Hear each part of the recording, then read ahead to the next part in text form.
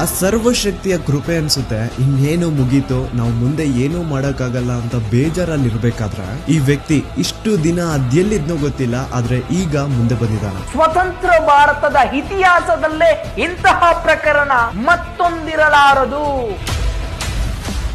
ಸಾಕ್ಷಿ ತಾನೇ ಕೇಳ್ತಾ ಇದ್ರಿ, ಸಾಕ್ಷಿ ತಾನೇ ಬೇಕಿತ್ತು ನಿಮ್ಗೆಲ್ಲ. ಈಗ ಒಂದು ಜೀವಂತ ಸಾಕ್ಷಿ ಮುಂದೆ ಇದೆ, ಈಗ ನ್ಯಾಯ ಇಸ್ಕೊಡಿ.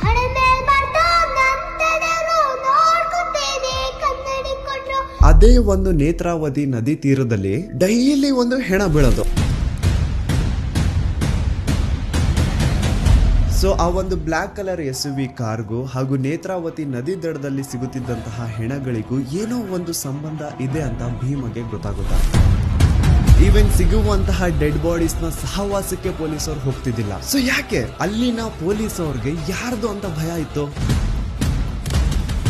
ಅವಳು ಬಾಡಿನ ಒಂದು ಕಡೆ ಮಣ್ಣು ಮಾಡು ಅಂಡ್ ಅವಳಿಗೆ ಸಂಬಂಧ ಪಡುವಂತಹ ವಸ್ತುಗಳನ್ನ ಇನ್ನೊಂದು ಕಡೆ ಮಣ್ಣು ಮಾಡು.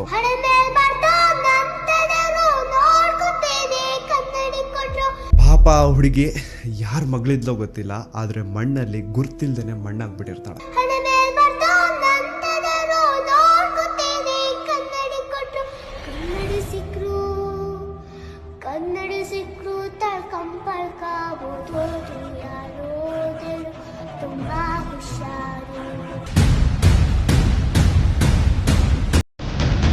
ಅಂಡ್ ಈಗ ಅಸಲಿ ಆಟ ಶುರು.